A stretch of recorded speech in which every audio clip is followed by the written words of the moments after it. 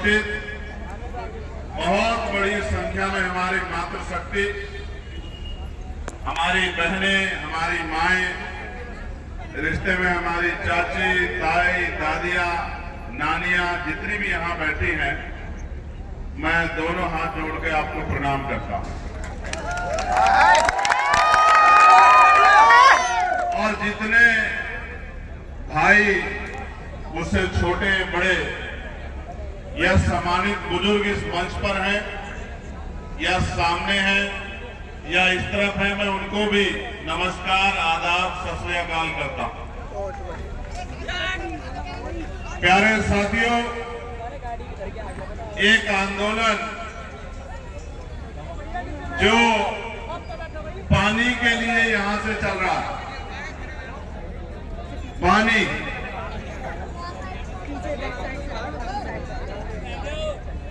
वो आंदोलन जिसको इस खोड़ा कॉलोनी के संघर्षशील नौजवानों ने, बहनों ने, माओं ने सींचने का काम किया, वो आंदोलन जिसे लंबे समय तक नजरअंदाज किया गया है, लेकिन मैं आपको ये भरोसा दिलाने के लिए आया हूं कि खोड़ा का आंदोलन आज के बाद खोड़ा का आंदोलन नहीं रहेगा। मेरी बात को आप याद रखना।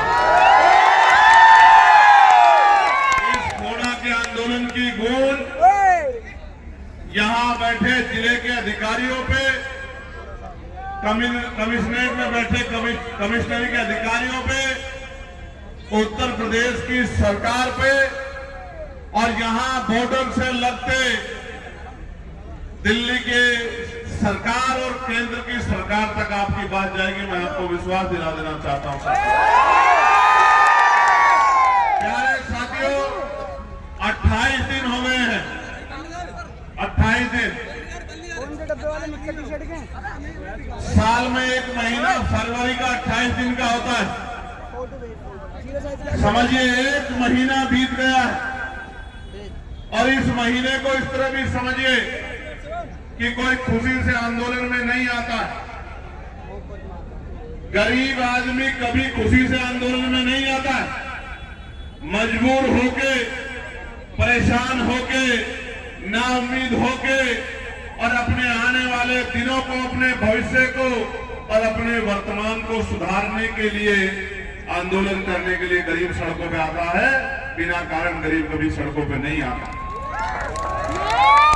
और गरीबों में भी जब वो मातृशक्ति जो घरों की शोभा बढ़ाती है, और संविधान के आने के बाद इसमें डॉक्टर, इंजीनियर, आईएएस, आईपीएस, वकील, जज, प्रोफेसर, पत्रकार, चिंतक बनके देश की तमाम ऊंचाइयों को छूने का काम किया है।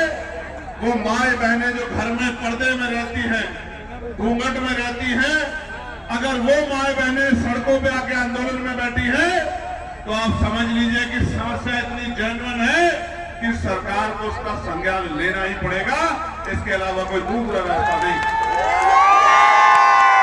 प्यारे साथियों, मैं आपके आंदोलन पर चर्चा करूंगा, लेकिन उस आंदोलन से पहले, क्योंकि आज सोशल मीडिया का दौर है और सोशल मीडिया की खबरों को मेन स्ट्रीम मीडिया भी उठाता है।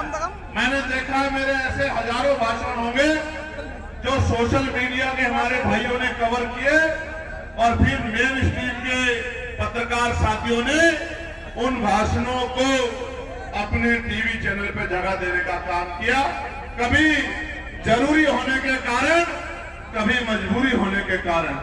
लेकिन प्यारे साथियों, मैं ये समझता हूं कि जब हम सुबह उठते हैं और उठने के बाद सबसे पहला काम अगर हम कोई करते हैं तो अपने दांतों की सफाई करने का काम करते हैं। दांतों की सफाई के लिए जो ब्रश आता है, पेस्ट आता है, उस पे हम लोग टैक्स देते हैं। यानी कि दिन की शुरुआत हमारी टैक्स से होती है। जो उसके बाद नाश्ते में हम लोग ब्रेड लेते हैं, मक्खन लेते हैं, चाय लेते हैं, दूध लेते हैं, कोई सामान उठा के देख लो, सब पे बराबर का टैक्स हमें देना पड़ता है। उसके बाद जब हम खाना खाते हैं, कपड़े पहनते हैं, कोई भी काम, कपड़ा खरीद के लाए या शर्ट बाजार से बनी हुई लाए या कपड़ा खरीद के लाए, सब पे टैक्स देना पड़ता है। फिर जिस ट्रैफिक से जाते हैं, अगर अपनी गाड़ी यूज करते हैं, पेट्रोल डीजल लगाते हैं तो टैक्स देते हैं सेस के रूप में, टोल टैक्स देते हैं। दफ्तरों में जाते हैं, बिजली का बिल खर्च होता है तो टैक्स देते हैं। घर आते हैं फिर टैक्स देते हैं। परिवार में बच्चों के लिए कोई सामान लाते हैं उस पर टैक्स देते हैं। फिर शाम तक टैक्स जमा होता है। जो भी चीज हम यूज करते हैं